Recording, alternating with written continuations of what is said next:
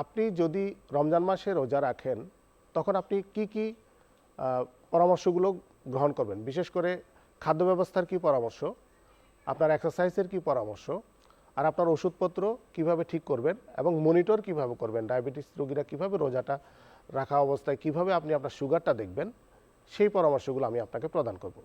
ইফতারের সময় আপনারা ভাজা পোড়া তৈলাক্ত এবং মিষ্টি খাবারগুলো খাবেন না। বিশেষ করে দেখা যায় আমাদের দেশে বিভিন্ন ভাজা পোড়া খাবার, তৈলাক্ত খাবারগুলো হয় এবং আমরা সেগুলো খেতেই পছন্দ করি। আপনি যখন ডায়াবেটিস রোগী যখন এসব অতিরিক্ত সুগারের খাবার কিংবা তৈলাক্ত খাবারগুলো খাবেন, তাহলে আপনার সুগার অতিরিক্ত বেড়ে যাবে, আপনার রক্তের কোলেস্টেরলও বেড়ে যাবে, সাথে ওজনও বেড়ে যাওয়ার সম্ভাবনা বেশি। সো আপনি এগুলো পরিহার করবেন। সহজ পাচ্য খাবার, টক স্বাধীন ফলমূল যেগুলো আছে সেগুলো আপনি খেতে পারবেন। আপনি চাইলে ভাত, রুটি, চিড়া, মুড়ি এগুলো খেতে পারেন। সাথে ভাজা পোড়া খাবারগুলো কম রেখে আপনি যেগুলো কম ভাজার খাবার যেগুলো আছে তরকারিগুলো সেগুলো আপনি খেতে পারেন, কিংবা মাছ মাংস যেগুলাই আছে।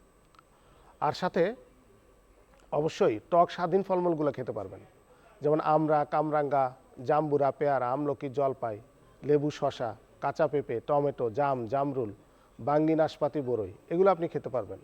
কিন্তু মিষ্টি যে ফলমূল যেগুলো আপেল, মালটা, আঙ্গুর, কমলা, আনার, আনারস, আম, লিচু, পাকা পেঁপে, পাকা কলা, কাঁঠাল এগুলো যদি আপনি খেয়ে থাকেন তাহলে আপনার সুগারটা অনেক বেড়ে যেতে পারে। এগুলো একটু কম খাওয়ার চেষ্টা করবেন। আপনি চাইলে খেজুর খেতে পারবেন, একটা দুইটা খেজুর খেলে খুব বেশি পরিমাণে সুগার বাড়ে না। ডায়াবেটিস রোগীরা যারা ইনসুলিন দিচ্ছেন অথবা খালি পেটের ওষুধ খাচ্ছেন তারা অবশ্যই সন্ধ্যা রাতের যেই খাবারটা সেটা কখনো বন্ধ করবেন না। আপনারা কিছু খাবার খাবেন, কিছু ভাত কিংবা রুটি খাবেন।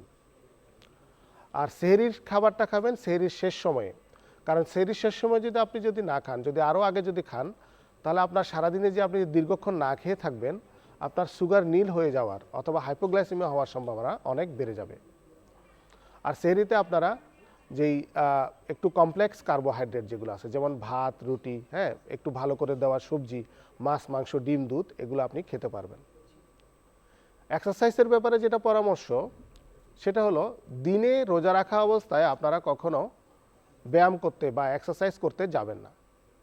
আপনারা এক্সারসাইজটা আপনার ইফতারের পরের সময়টাতে অথবা সেহরির আগের সময়টাতে, মানে এই রাতের যে সময়টা সেই সময় আপনি করতে পারবেন। তবে এটা একটি আল্লাহ তাআলার রহমত যে আমরা সবাই তারাবির নামাজ পড়ে থাকি। আপনি তারাবির নামাজ পড়ার সময় যেই পরিমাণ আপনার পরিশ্রম হয় ওটাতে আপনার এক্সারসাইজের কাজ হয়ে যায়। সো রমজান মাসে এক্সট্রা করে আপনার কোনো এক্সারসাইজ করারও অনেক সময় প্রয়োজন হয় না। তবে আপনার ডাক্তার আপনাকে যদি পরামর্শ দিয়ে থাকে, বিশেষ করে যারা একটু ওজন কমাতে চাচ্ছেন কিংবা যাদের অবশ্যই এক্সারসাইজ করার দরকার আছে, তারা অবশ্যই এক্সারসাইজ করবেন, তবে দিনে না, রাতের দিকে আপনি করবেন।